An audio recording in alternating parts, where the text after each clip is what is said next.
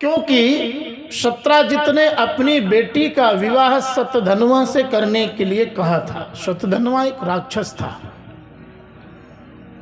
अपनी बेटी का विवाह मैं तुम्हारे साथ करूंगा, पर जब द्वारिकाधीश से विवाह कर दिया तो शतधन्वा ने जाकर के चढ़ाई कर दिया। जब देखा कि मेरे से विवाह नहीं किया अपनी बेटी का, द्वारिकाधीश से कर दिया, तो अब कम से कम मणि ही ले लूं, बेटी नहीं पाया तो शत्राजित को मार दिया शतधन्वा और मणि को ले गया।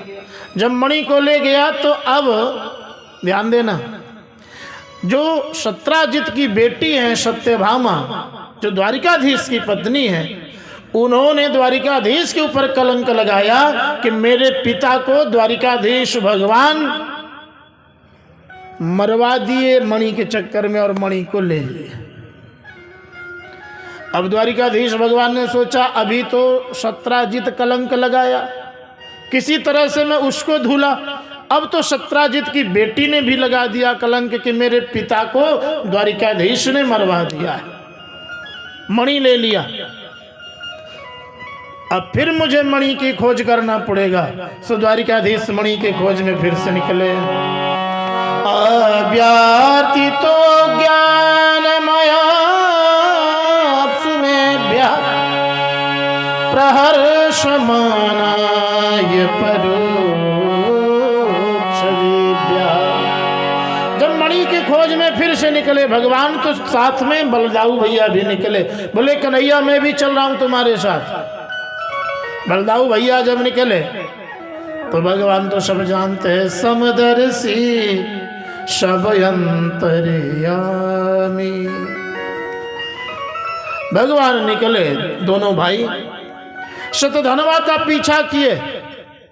शतधन्वा को जब पता चला कि अब मुझे मार देंगे द्वारिकाधीश भगवान, तो शतधन्वा ने वो मणि को ले जाकर के अक्रूर जी महाराज को दे दिया। इसको रख लीजिए आप। द्वारिकाधीश भगवान गए और शतधन्वा को वध कर दिया। पर जब वहां खोजने लगे तो मणि नहीं मिली। बलदाऊ भैया से कहा कन्हैया ने, हे दाऊ भैया मणि नहीं है। कन्हैया से बलदाऊ भैया ने कहा, रे कन्हैया तुम मणि को छुपा लिए, हमसे झूठ बोल दिए। अब फिर कलंक लगा। किसने लगाया? भाई ने लगाया, बलदाऊ जी ने लगाया। तीसरी बार ये कलंक हुआ। भगवान ने कहा अब तो पत्नी और भाई के कलंक से भी हमें मुक्ति पाना है। अब कन्हैया उस मणि को खोजने लगे। खोजते हुए पता चल गया कि ये मणि तो अक्रूर जी महाराज के पास है। अक्रूर जी महाराज को बुलाया द्वारिका। अक्रूर जी महाराज आए, सभा लगी।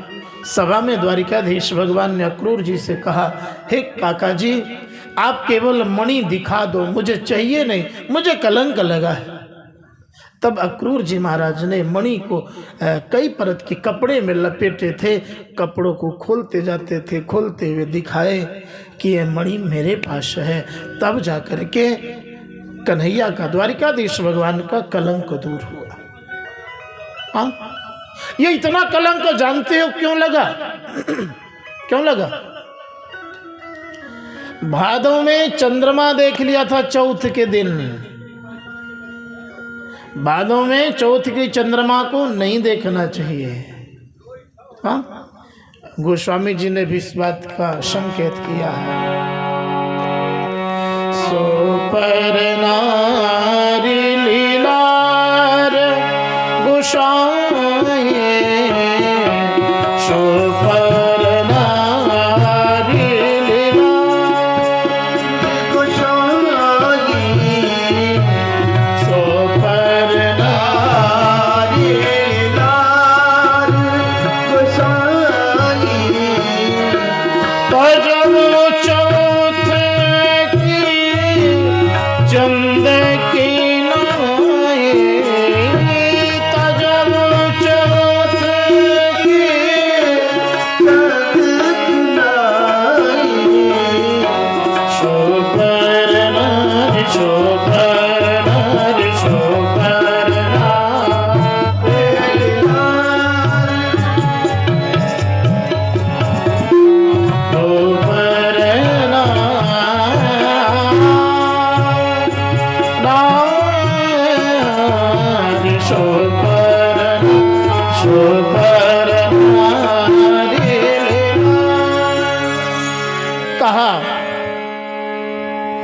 चौथ की चंद्रमा का दर्शन कभी नहीं करना चाहिए, भादों के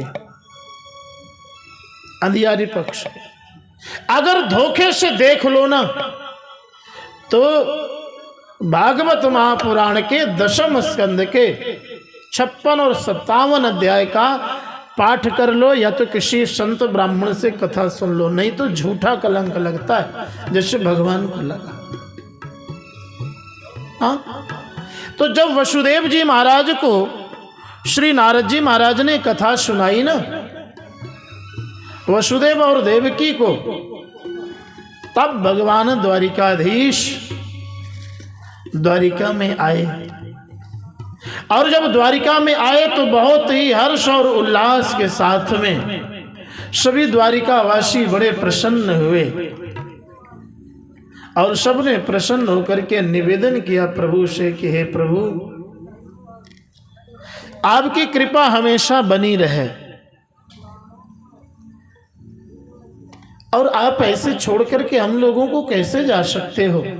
तब से द्वारिका में द्वारिकाधीश भगवान जब वापस गए ना तो नंद और यशोदा भी आ गए, वसुदेव देवकी तो थे ही, और भी सभी भगवान के परिकर आ गए और सबके साथ में भगवान नवरात्रि के पवित्र पावन पर्व पर माँ भगवती का स्तवन किया है, पूजन पाठ किया है और देवी महापुराण की कथा सर्वप्रथम द्वारिका में हुई है। हाँ? बोल देवी महापुराण की। और सबका दुख दूर हो गया। तो क्या हम लोगों का दुख नहीं दूर होगा?